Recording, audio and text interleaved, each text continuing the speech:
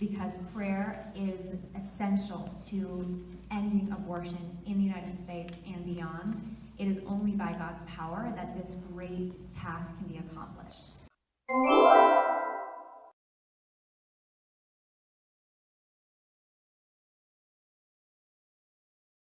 We're reaching every week millions of people with pro-life videos, educational articles, graphics. We use mostly social media. We also have a news site, Live Action News, and our goal is to change the hearts and minds of America and beyond. Because we firmly believe that if we can educate people, it's as simple as education. If they become aware, everyone here had an aha moment on abortion, I'm going to guess. Everybody here, maybe you grew up pro-life because you grew up in a Catholic home, but everybody here had a moment where they realized, maybe very profoundly, what abortion actually was and why it was so important to stand up and fight for life.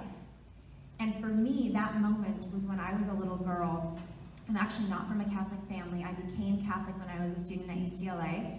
But when I was a young girl growing up in it was an evangelical home, my parents were very pro-life. I'm one of 8 kids, as Joe said. So there you go, very pro-life.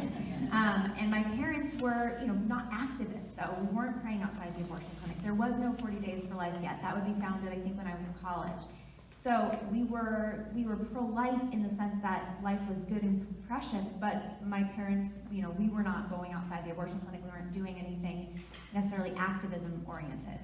But when I was a little girl, I found this book in my parents' home, and I was big into reading. I loved to read. I was always looking for new books to read, and so one day I found this book on my parents' bookshelf in my parents' living room, and it was very fascinating to me because it was called A Handbook on Abortion by Dr. and Mrs. Wilkie, and it had this kind of serious-looking woman on the cover who looked like 1980s kind of hairdo. And so I was like, oh, look, like a history book, very interesting. And so I was curious, so I opened the book. I'd heard the word abortion before, but I didn't really understand what it was. And so I opened the book. It falls to the center where it had been creased because it had an inset of pictures. And I'm suddenly looking at this image, and then with just complete heartache and shock, I closed the book because of what I had seen. What I had seen was so painful. And then, of course, I want to look again. I want to understand. So I pull the book back. I open it up again, and I'm looking at the image of a tiny preborn child, only 10 weeks old.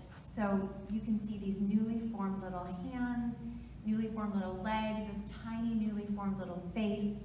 I'm 26 weeks pregnant now, but I remember my 10 or 9-week ultrasound, and you can just see everything. The baby has his or her, all their limbs and fingers and toes, and I saw this picture of this child at 10 weeks, but this child had been torn apart by this powerful first trimester suction abortion procedure, and they had taken a photo of this little one.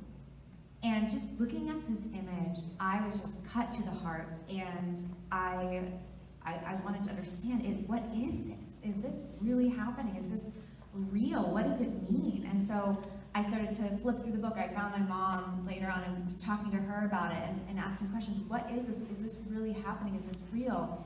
And my mom said yes, and this is abortion, and it is something that's legal, and it's because there's a lot of woundedness and confusion out there.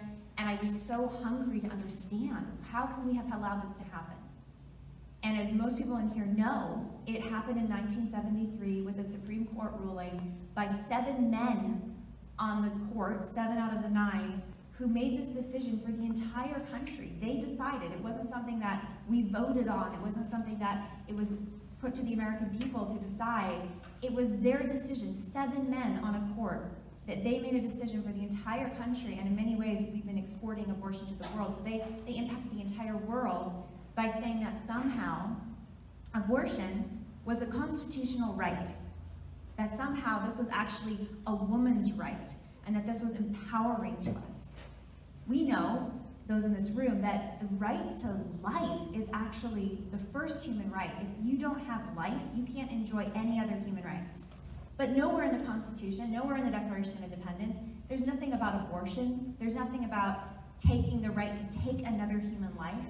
And yet these Supreme Court justices interpreted almost incredibly how they interpreted this right into the Constitution. And since then, law scholars have said this was poorly decided. Even those that are pro-choice, even those that are in support of abortion have said this was just a poorly decided case.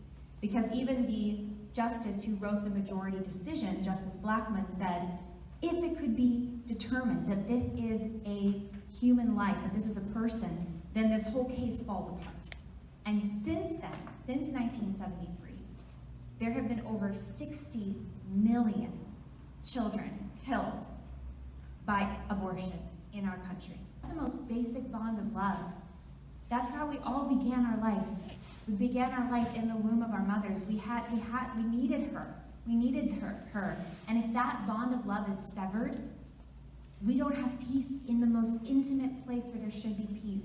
And we don't have justice because we are denying that first human right, which is life, to the most vulnerable and the most defenseless, who have no way to defend themselves, no way to fight back.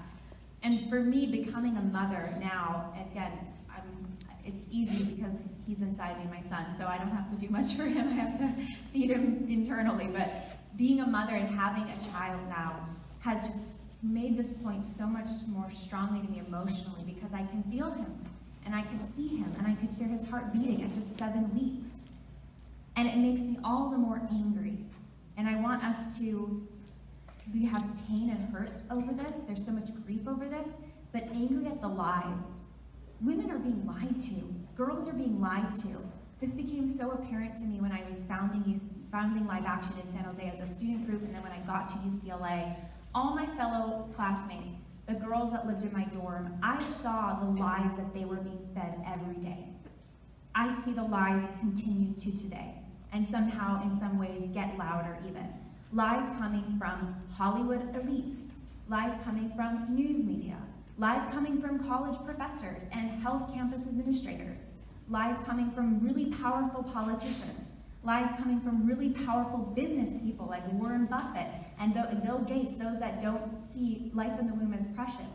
Lies coming from powerful institutions and structures that are hell-bent on telling women and girls that somehow abortion is a woman's right, it's empowering to us, and it should be our focus. In elections, or even in our activism, if we want to consider ourselves feminists, then we should be fighting for the right, this reproductive rights, these freedom, this reproductive justice, this freedom. The reality is, and you all know, anyone here who's been outside an abortion clinic to pray, you've seen this. Women are not walking into abortion facilities feeling powerful. They're not walking in, girls are not walking into abortion clinics feeling empowered, like I'm having my abortion today, I'm exercising my constitutional right, the way they might walk into a voting booth, or walk into their first day at school, or walk into their first big job, or walk into their wedding day and into the chapel where they're getting married. Women don't walk into an abortion clinic that way. They walk into an abortion clinic with a heart that is sinking, a feeling of desolation and loneliness, a feeling of desperation, because they feel that they have to be doing what they're about to do in order to have a life, in order to get on with their lives, in order to complete their education, in order to have their job, or have the boyfriend stay with them. They're not walking into an abortion clinic feeling powerful, they're feeling powerless. And that should tell us something. That should tell us that this is a lie that the fake feminism of today is telling women, and it makes me so angry, because as a woman, I see my sisters and I see them being lied to. I see them being told that by killing a child, we will be empowered. That by submitting our body to an abortionist, which by the way are usually men that are often people in the medical community, most of them do not want to do abortions. It's something Live Action News researches a lot. They're trying to make it very popular and palatable to medical students, but they don't want to go into abortion because abortion is really violent, it's traumatic, and it is taking a human life. They go into medicine because they want to heal people, not hurt people. And so often in the abortion world, those involved in the abortion industry, they're not the happiest or the most professional people. There's a lot of sexual abuse cover-up, there's a lot of malpractice, there's a lot of lies covering up the physical and emotional damage to women. But think about it, a woman submitting her body to an abortion in the name of empowerment, this unnatural violent act, it is a violence against her child, but it's also a violence against her. And when we have learned to speak on this and talk to other women and girls about this, it's amazing how when you explain what abortion is, how when you talk about what is actually best for women, what about a world, and you can sit down with most pro-choice advocates, and this is where it gets really interesting, and you say, well, if it was possible to have a world without abortion, would you want that world? If it was possible, right? You talk about let's end poverty or end illiteracy or end homelessness. If it was possible to have a world without abortion, would you want that world? And some of them, when they're honest, say, actually, you're right, I would want that world. Because we all know deep down that abortion is not a good thing, it's not a beautiful thing, it's not a noble thing, it's not a just thing. And when people are given basic facts about what abortion does to a baby, fetal development, a lot of Live Action's work right now is literally just showing pictures of children in the womb, in the first trimester, the second trimester, the third trimester. And it is amazing to see people say, I just didn't realize that that baby was developed so much. I didn't realize that at literally 3.5 weeks, 4 weeks, the baby's heart is already beating. Most women don't even know that they're pregnant at that stage. They don't find out they're pregnant till a missed period, maybe 6 weeks, but that baby's heart is already beating. They don't realize that by the end of the first trimester, that child is fully formed. All the organs are present. All the body parts are there. They're very tiny, and they're not all developed, all working yet. They haven't. The systems aren't all functioning yet, but they're all present. Most women don't, and most people don't know that. And then what most people also don't know is what the abortion procedures do, and how they tear apart or poison that child to death. And how in every abortion procedure, a woman has to labor, a woman has to deliver, either labor or deliver, either the child's forced out of her or she's laboring. Whether it's later term or if it's earlier in a suction abortion or a chemical abortion, she has to labor. That delivery and labor is a part of most abortions. The question is, was the child killed first? Or did the child have a chance at life? Was that woman given the health care she deserved and that child given a chance at life? So what I want to end here with is in our work to share the truth, in our work to be advocates for life, there will be many attacks. And when you are on that sidewalk praying, you are actually directly facing, I think, the greatest attack, which is a spiritual one. St. Paul says that we do not just battle against flesh and blood, he says this in Ephesians, but that we battle against powers and principalities. So apart from media and politics and schools and everything happening with big tech, this is actually a spiritual battle. And St. Paul is saying it's a bigger battle, the spiritual one, than the